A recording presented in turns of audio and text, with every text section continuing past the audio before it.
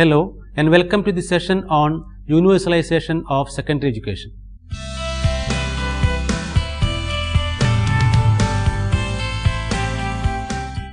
Education endows a man knowledge which is power capable of equipping him with the skills, tools and techniques unknown to him. It is the most powerful weapon that can be used to change the world. Economic growth and social development of any country is invariably associated with large and sustained investments in education and training. The fundamental objective of a democratic nation like India should be its all-round upliftment for the contented life of its citizen, irrespective of caste, creed, religion, sex and place of birth. Illiteracy of the citizens of the country denies them the fundamental right to life with dignity and freedom. Universal access to quality knowledge and skills ensure that everybody has an equal opportunity to play a full part in work and society. Elimination of illiteracy, therefore, should be the most important step that should be taken in any country. The road to national prosperity and happiness can be achieved by educating and therefore equipping every soul with modern knowledge and skills in every nook and corner of vast country. Article 26 of the Universal Declaration of Human Rights declares thus: everyone has the right to education. Education shall be free, at least in the elementary and fundamental stages. Elementary education shall be compulsory. Technical and professional education shall be generally available, and higher education shall be equally accessible to all on the basis of merit.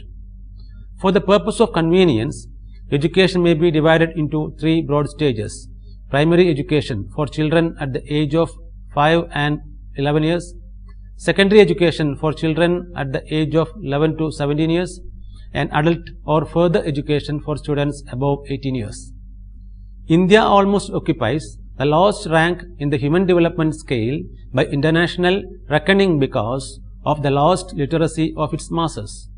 It is because of this reason that India had accepted its obligation to provide free education at least in the elementary level for their citizens as a first step to fight this problem. India has included a number of provisions in its constitution which have direct or indirect bearing on education.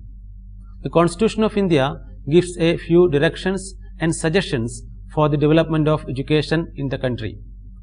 Right to education is one of the fundamental rights enshrined in the Constitution of India.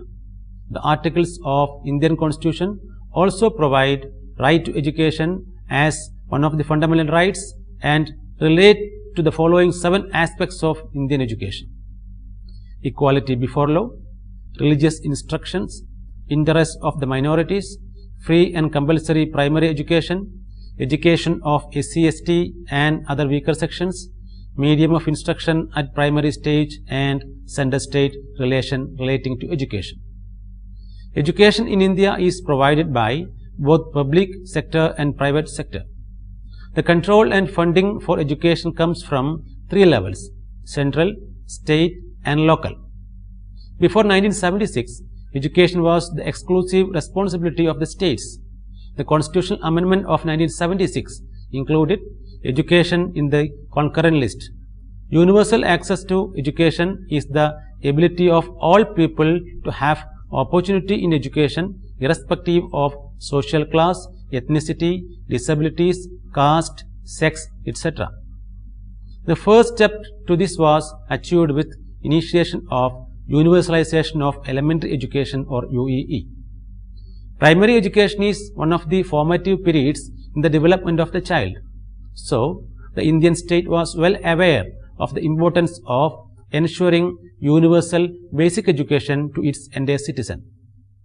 In 1950, the Constitution had resolved in Article 45 under the Directive Principles of State Policy that the state shall endeavour to provide within a period of 10 years from the commencement of the Constitution for free and compulsory education for all children until they complete the age of 14. Since then, there were important constitutional amendments that were intended to give a boost to elementary education in India. After the 1990s, An increasing number of countries, including India, have been successful in expanding their education systems as they have become successful in moving towards achieving education for all and the universalization of primary education. The National Policy on Education 1986 or NPE and the Program of Action POA 1992 also envisaged free and compulsory education of satisfying quality for all children below 14 years of age before the 21st century. Universal and compulsory education was a cherished dream of the new government of Indian Republic, which remains far away even more than half a century. However, in the recent past, the government appears to have taken serious steps to fulfill this objective. The pressures of economic growth and acute scarcity of trained manpower must certainly have played a role to make the government take such a step. Importance and scope of secondary education. The reform, strengthening and upgrading of secondary education is one of the increasing worldwide concerns of today, especially among the least developed and developing countries. Ever since the Constitution was adopted in 1950, the focus of educational programs has remained on elementary education alone in India. As far as investment in education was considered, secondary education had never been the priority area of investment. In the Indian context, balanced development of education is crucial for national building. While elementary education provides the tools for learning, secondary education gives the art of application of knowledge. Like other levels of school education, a significant progress has to be made in the sphere of secondary education. Secondary education is not a type of education, but a stage in education, and such it is necessary not only for a few but for all. The form of secondary education in India before independence was that prescribed by the foreign educationalists. Initially, secondary education was considered a subsidiary to tertiary education, as its primary function was to prepare pupils for higher studies. As time passed by, the secondary education was more linked to primary than to tertiary education. Around this time, secondary education also underwent structural changes. The form of education in secondary stage was modified after independence and was divided into three groups. From 6th to 8th, it was called junior high school. From 9th to 10th, it was called high school, and 11th and 12th was called higher secondary or intermediate classes. Soon after independence, some states made attempts to remodel their system of secondary education along progressive lines. Secondary education is an area of importance for the youth in preparing them for the world of work and to become fully functioning and effective citizens. Providing access to secondary education is a more difficult and complex process than is the case for primary education. The main reason for this is that it is in the secondary level that specialization of subjects begins.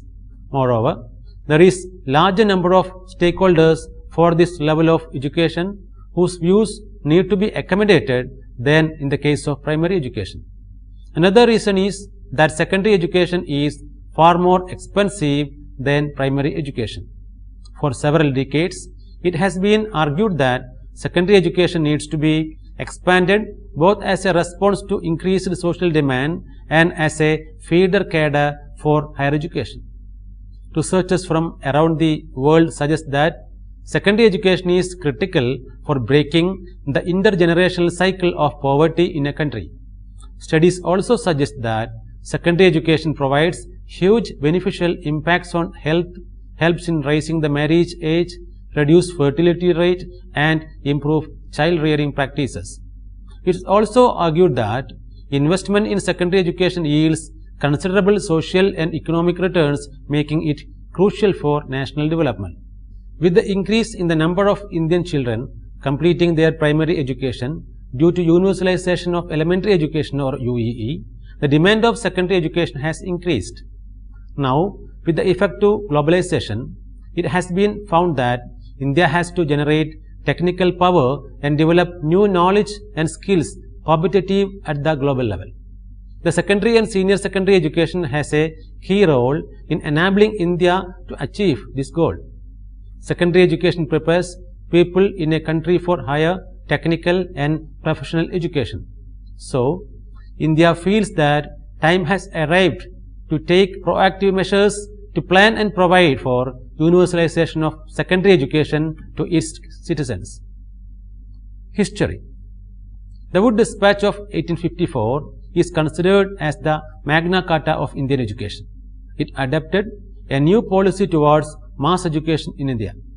In British India, the Wood's Dispatch was the first official policy document of the colonial government for public provisioning of education that promoted the growth of secondary education. This document started a new era in Indian education system by clearly defining objectives of education. With the new system of education by the British Crown, which replaced the indigenous network of schools and implemented grant-in-aid policy, helped relatively expand the secondary schooling provisions and acquire the status of aided schools. Later, the Calcutta University Commission, chaired by Dr. Michael E. Sadler, recommended that improvement of secondary education was necessary for improvement of university education. In India, new thinking on secondary education was started with the Surgeon Report of 1944. It recommended that at the primary stage, all children should have a common curriculum. After this, they should pass on to a stage which should be adequately planned for entry into other occupational spheres. In 1948-49, the University Education Commission, under the chairmanship of Dr. Sarvepalli Radhakrishnan, aimed at investigating the different aspects of secondary education and made important suggestions. The Commission found out that the secondary education in India was the weakest link in the whole structure of education. One of the most important commissions appointed to look into the matters of secondary education in India was the Secondary Education Commission in 1952. The primary objective of the commission was to diagnose the pattern and suggest measures for reorganization and improvement of secondary education. Also known as the Mudaliar Commission, it recommended to develop a 3-year national system of secondary education after 8 years of primary education. The Commission formulated the 4 main aims of secondary education: training of character and developing qualities essential for citizenship in a democratic social order, improvement of vocational efficiency, development of personality and training for leadership.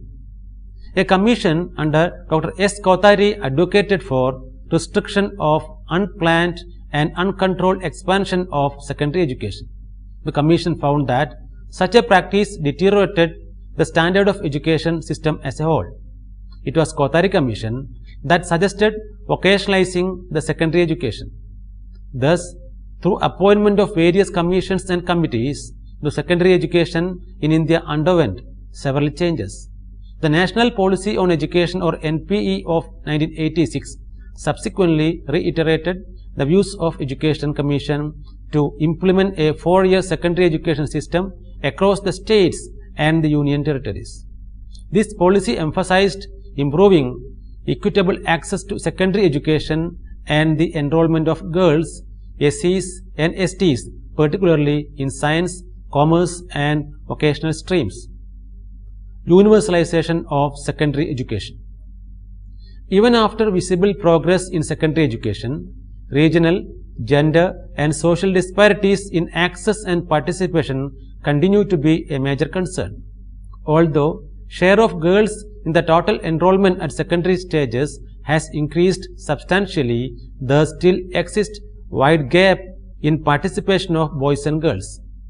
Relative to other social categories, the participation rate of SCs and STs in secondary education continues to be low. High wastage and low levels of learning achievement still plague the school system. Keeping in mind the changing developmental context and logically extending the policy of UEE, the central government had shifted its policy emphasis towards the development of secondary education during the 10th 5-year plan from 2002 to 2007. In India, the Central Advisory Board of Education, or CAEB, is the highest authority or advisory body relating to policy making in education. It allows a forum for the concurrent responsibilities of education at the central and state level to evaluate and envision policies and programs for future implementation. After the SSA program, the government launched a plan for secondary education entitled Scheme for Universalization of Access to Secondary Education or SUCCESS. In 2004, the CAEB constituted committees regarding the preparation of a blueprint for the Universalization of Secondary Education or USC in India. The CAEB Committee on Universalization of Secondary Education recommended that each state should develop norms for USC keeping in view the common national parameters as well as state-specific parameters. CAEB also recommended the states to develop their medium-term perspective plans for USC, go for decentralization as the main approach to planning and implementation of USC. It also suggested the state to invest in the public school system with the specific norms and standards similar to those of Kendriya Vidyalayas for enhancing its effectiveness. Universalizing secondary education means that all children of the age group 14 to 16 years are enrolled in secondary classes. They remain in the system, that is, their retention percentage is 100. All children transit to the first grade of the next education cycle, etc. The main goals of success were to make secondary education of good quality available, accessible and affordable to all young students. The program also aimed at promoting retention, providing infrastructure and provide quality education to marginalized group of people including girls, rural children and students of SC and ST. The committee focused on the need for four main issues. Universal access. Provide secondary education through creation of new cultural ambience and child-friendly curricula. Equality and social justice. Children should be empowered to understand, act and deconstruct injustice. Relevance and development. The full potential of students should be identified. Structural and curricular considerations. Gap should be reduced between world of work and world of knowledge. Universalization of education generally implies 5 important things, namely universalization of provision. This implies that adequate school facilities should be provided to all children throughout the country. Universalization of enrollment. Steps should be taken by the government to make sure that all students of acceptable age from the nook and corner of the country are enrolled in these schools. Universalization of retention. Simply enrolling the students will not suffice in the way of universalization. The success lies if the students enrolled remain in the school till the completion of their education. Universalization of participation. For the achievement of universalization of education, community is quite inevitable. The community is to be mobilized to take responsibility for identifying its own needs and take decisive role in ensuring the implementation of universalization of education.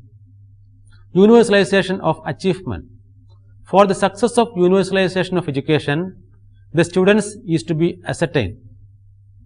There are several impediments to ensure the goal of 100% literacy. These are as follows: paucity of fund and trained manpower, social prejudice, chronic poverty, wastage and stagnation, non-motivation of parents, absence of facilities, etc. The problems that hinder the goal of attaining universalization of education can be rectified with proper planning and enhanced financial assistance utilizing non-governmental organizations. Giving incentives such as free uniforms, books and midday meals can stop dropout rates from schools to a certain extent. Implementing policy of non-detention can help stop stagnation also.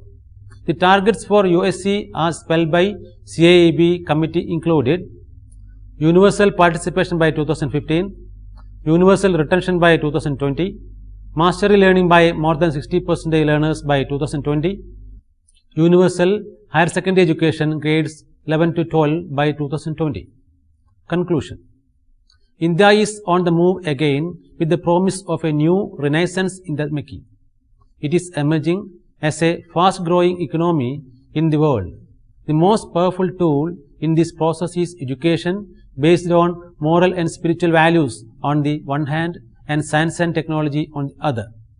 The Education Commission of India has observed that if the pace of national development has to be accelerated, there is need for a well-defined educational policy. Education has to be used as a powerful instrument for social, economic and political changes. If we look at Indian higher education as provider of leadership and manpower in various sectors of economy, it is urgent to tune our secondary education. Secondary education is very much crucial as it is a connecting link between primary and higher education. The vision of secondary education to make quality education available, accessible and affordable to all young students of the age group 14 to 18 years has to be fulfilled. Traditionally, secondary education has been largely academic in orientation, equipping learners with the knowledge, skills and understandings necessary to go on to further academic study at the university level.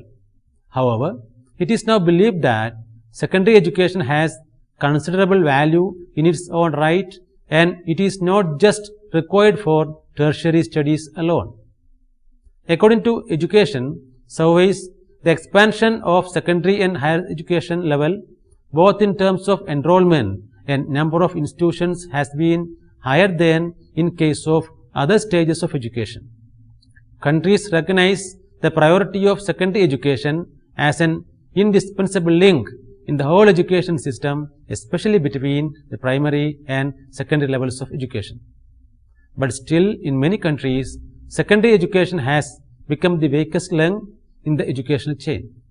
However, as access to secondary education has expanded, its overall quality has often been in decline since resources have stretched thin and systems have become more inefficient. Despite all efforts to make significant achievements in education, the goal of universalization of elementary education or UEE still remains out of sight, without which the goal of universalizing secondary education cannot be achieved. Secondary education cannot be expanded unless the upper primary education systems send adequate number of elementary students to the secondary level. Since free and compulsory elementary education has become a constitutional right of every child in India, it is absolutely important to push this vision forward to move towards universalization of secondary education, which has already been achieved in a large number of developed and several developing countries. Let us summarize what we have discussed so far. Education plays a very important role in determining a country's economic growth and its people's standard of living. Economic growth and social development of any country is invariably associated with large and sustained investments in education and training. It is because of this reason that most of the countries in the world have accepted their obligation to provide free education, at least in the elementary levels, for their citizens. India has also ratified the same and has included a number of provisions in its constitution which have direct or indirect bearing on education. Elementary education provides the tool for learning, whereas secondary education teaches the ability to use them. Researchers from around the world suggest that secondary education is critical for breaking the intergenerational cycle of poverty in a country. Studies also suggest that secondary education provides huge beneficial impacts on health, helps in raising the marriage age, reduce fertility rate and improve child rearing practices. Government of India initiated Sarva Shiksha Abhiyan or SSA in 2002 and set targets for universalization of elementary education. Now, with effect of globalization, India feels that time has arrived to take proactive measures to plan and provide for universalization of secondary education to its citizens. The chapter is about the importance of secondary education and the launch of scheme for universalization of access to secondary education for success. Now you can try to answer the questions given here. Define secondary education. What are the recommendations of the Secondary Education Commission of 1952? What difficulties are experienced in spreading secondary education in India? What do you understand by universalization of secondary education? What is meant by UEE? What is success? What are its goals? Hope that you may go through the reference books for further understanding. Vocationalization of Secondary Education Revisited, written by John Longlow, Rupert McLean, published by Springer, Netherlands in the year 2005. Education in Emerging Indian Society, The Challenges and Issues, written by Sunanda Ghosh, published by PHI Learning Private Limited, New Delhi in the year 2009. Reforming Secondary Education, written by Tigmurthy Bhaskara Rao, published by Discovery Publishing House, New Delhi in the year 2004. Problems of Education in India, written by Ramnath Sharma and Rajendra Kumar Sharma, published by Atlantic Publishers and Distributors, New Delhi. Secondary Education, written by Rao V.K., published by APH Publishing Corporation, New Delhi in the year 2008. Thank you for watching this program. Have a nice day.